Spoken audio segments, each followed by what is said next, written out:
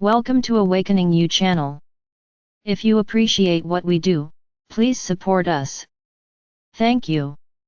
In the illusion, moods occur in your subjective experiences that flow like the weather. Sometimes that emotional or experiential weather stays dull for long periods. Some have referred to it as the dark night of the soul, meaning a time when they are feeling very down and seemingly unable to connect with their spiritual side, their oneness with Source. That is depressing to experience, but it is a time in which great and important spiritual work is being undertaken beneath the level of your conscious human awareness, and when you come through it, as you will, it is as though a great burden had been lifted from you, and enthusiasm for life once more bubbles into your consciousness, and your inner knowing that you are an indispensable and infinitely loved aspect of God comes back into your awareness. It's all about letting go of the illusion, and the first steps involve the personal realization that it can never satisfy you, which is depressing because you have relied on it for pleasure, enjoyment, and distraction, and to finally realize and acknowledge that it can never truly satisfy your needs is very unsettling. But it is also the first step towards awakening, as you come to realize that only God's love can satisfy you, even though you may often have felt yourselves to be unlovable and then assumed that God judges you even more harshly than you do yourselves, thus confirming your unlovableness. In this you are in fact producing an idol from your imagination, an imaginary human type of authority figure much larger and stronger than you, whom you think of as God, and who has the same insane need to judge, condemn, and punish as you do. But God does not judge, ever. He is love, and love is unconditional because there is nothing else, so no one is excluded, everyone is infinitely loved for all eternity. Those whom you choose to see as evil, unacceptable, deserving of hell are just mirroring back to you your own self-judgment. When you cease to judge and start forgiving and accepting, you will see those others in a different light as suffering damaged ones desperately seeking love and terrified of rejection.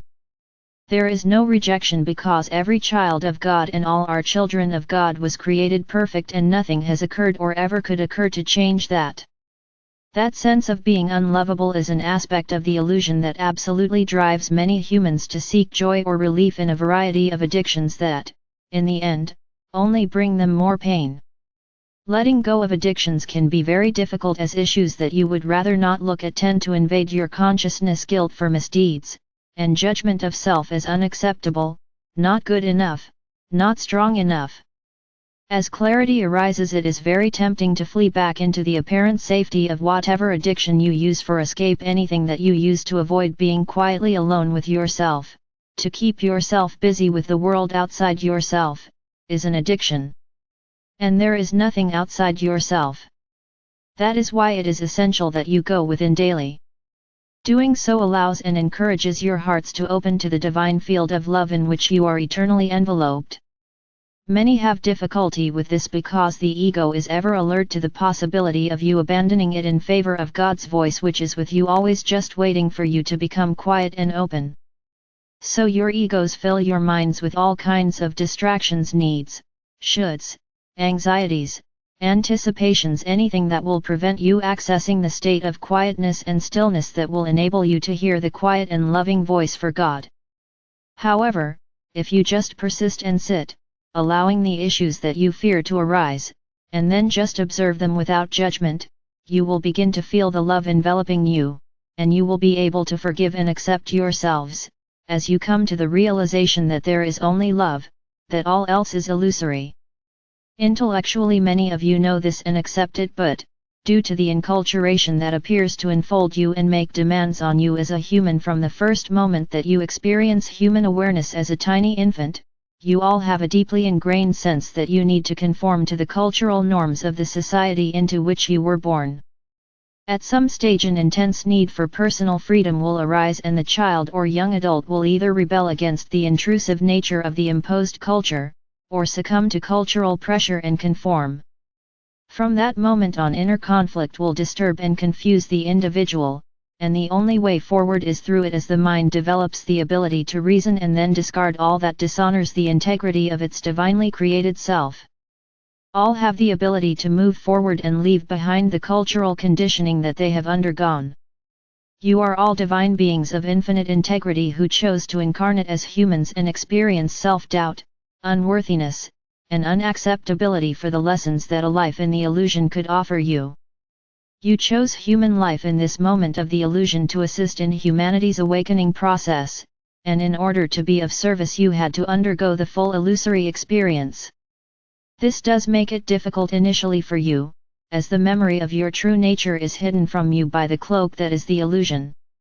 Nevertheless, you have limitless assistance from your support team in the spiritual realms who are constantly available to answer when you call. You have been very well prepared for the human task you undertook because, prior to incarnating, you were given intense training to enable you to deal with all the eventualities that you might encounter. Still, the cloak that hides your true nature from your awareness is heavy, and frequently, when you attempt to go within, it appears to shut you off or isolate you completely from your spiritual guides and mentors, the voice for God. Often people feel that they are wasting their time trying to connect with spirit, that the spiritual realms are just a figment of their imaginations, a sad and desperate attempt to find something holy to believe in because the real world is such an unhappy place filled only with suffering and poverty. But of course that real world is illusory, as you well know, and you will awaken and find it has dissolved without trace. Until that moment it is your most urgent task to go within, to keep going within, to persist in your attempts to hear the voice for God, and to distance yourselves from the distractions with which your egos attempt to entice you back into the illusion. You are on earth to be the light and the salvation of humanity by demonstrating love in action and by constantly holding the intent to share and extend the love which our divine source wishes to channel through you to humanity. All you have to do, all that you need to do is to intend to be a willing conduit through which God's love can flow. Nothing more.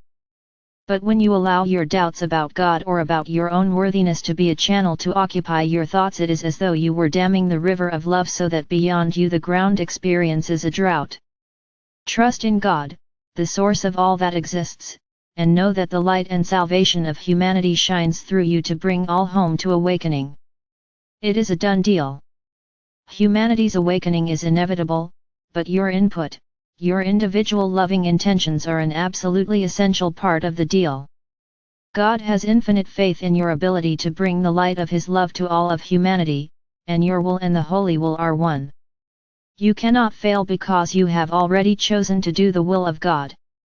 So go within at least daily and feel the love that envelopes you, and listen to the voice for God offering you wisdom and guidance in every moment.